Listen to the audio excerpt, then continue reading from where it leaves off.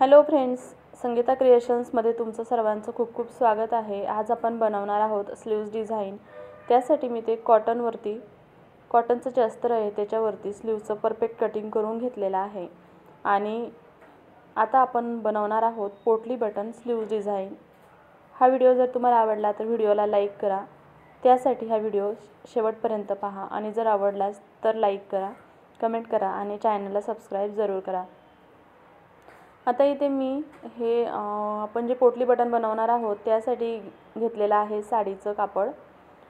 कारण ब्लाउजचं कापड pink colour आहे आणि साडीचा कलर हा आहे, तर कॉन्ट्रास्ट कलरचं जर पोटली बटन बनवलं तर ब्लाउजला स्लीव्जला खूप छान लुक येतो।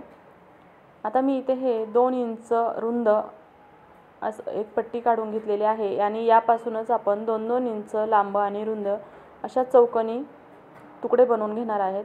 आता इथे पाहू शकता मी या पट्टीची डबल घडी घेतली आहे आणि आता 2-2 इंचावर मार्किंग करून घेणार आहे आणि ह्याच्या 2 इंच लांब 2 इंच रुंद अशा चौकोर तुकडे करून घेणार आहे।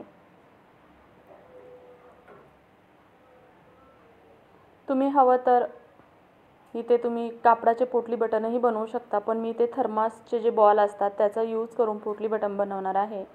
त्यासाठी मी इथे थर्मासचे बॉल घेतलेले आहेत, इथे पाहू शकता। आणि हे बॉल्स घेताना एकसारख्या साईजचे बघून घ्यायचे, कारण यामध्ये लहान मोठी साईज असते।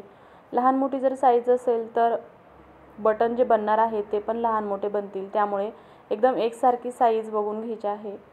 आणि आता आपण बनवणार आहोत पोटली बटन। त्यासाठी मी हे चौकोर तुकड्यामध्ये हे जे बॉल आहे ते व्यवस्थित सेंटरला ठेवून द्यायचं आहे आणि जसं आपलं ब्लाउजचं कलरचं कापड आहे त्याच कलरचा दोरा घ्यायचा आहे आणि अशा पद्धतीने तो त्या बटनाच्या भोवती कापडाभोवती पूर्ण दोरा असा लपेटून घ्यायचा आहे आणि एक गाठ मारून घ्यायची आहे। परत एकदा दाखवते, सेंटरला बॉल ठेवायचा आहे, कापड अशा पद्धतीने पूर्ण बॉलला गुंडाळून घ्यायचे आणि दोरा पण गुंडाळून 1 किंवा 2 गाठ मारून घ्यायच्या आहेत आणि मग हे बटन बनवून घ्यायचे आहेत।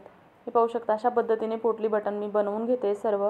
इथे मी सर्व पोटली बटन बनवून घेतलेले आहे। आता आपण स्लीव्जवरती मार्किंग करून घेऊया, कारण जर एकसारखं बटन लावायचे असतील तर त्यासाठी मार्किंग करणं खूप गरजेचं आहे।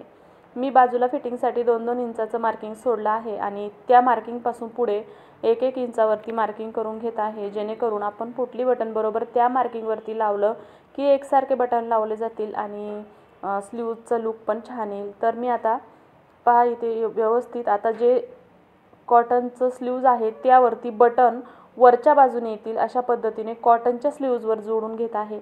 हे व्यवस्थित पहा, कारण आपण पूर्ण स्लीव्ज शिवल्यानंतर खालच्या बाजूने पण लावू शकतो, पण त्याचं फिनिशिंग एवढं छान येत नाही। तर ही टिप्स तुम्ही वापरून पहा। अशा पद्धतीने पोटली बटनचा जो गोल भाग आहे बटनाचा तो वरच्या बाजूने ठेवायचा आहे आणि पूर्ण जी स्लीव्ज आहे आपलं स्लीव्जचं कटिंग केलेलं आहे अस्तरवरती त्याच्यावरती हे बटन एक एक करून पूर्ण असे लावून घ्यायचे आहेत। आता इथे बटन लावताना थोडासा प्रॉब्लेम आला तर हे बटन थोडं हलक्या हाताने प्रेस करायचे आणि मग शिलाई मारून घ्यायची आहे।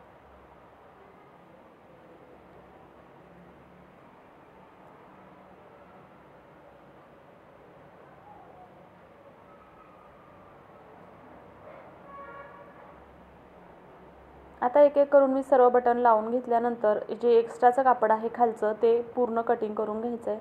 कटिंग करताना काळजी घ्यायची की बटन कुठे कट होणार नाही आणि हे कापड बाजूला ठेवायचे। आता आपण जे मेन ब्लाउजची जी स्लीव्ज बनवणार आहोत त्यासाठी जे कापड घेणार आहोत स्लीव्जचं, त्याच्या सुईच्या बाजूने हे जे अस्तरचं कटिंग आहे ते अशा पद्धतीने उलटं ठेवायचं। इथं पाहून घ्या, पोटली बटन आतल्या बाजूने जातील आणि वरच्या बाजूने आपण जी पोटली बटन जोडताना जी शिलाई मारली होती बरोबर त्याच शिलाईवरती शिलाई आली पाहिजे, तरच स्लीव्जची फिनिशिंग छान येते खालच्या बाजूने।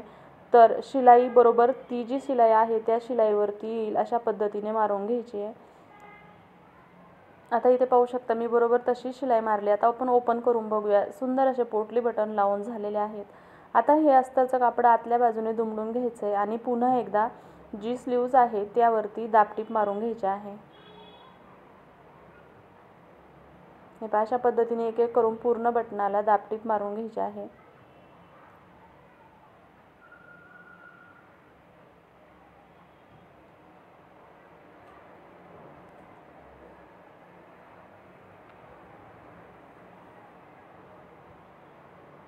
आता दाबटीप देऊन झाल्यानंतर आता जे काही अस्तरचं ओपन भाग आहे त्याच्या चारही बाजूने शिलाई मारून घ्यायची आहे आणि जे एक्स्ट्राचं कापड आहे ते कटिंग करून घ्यायचं आहे.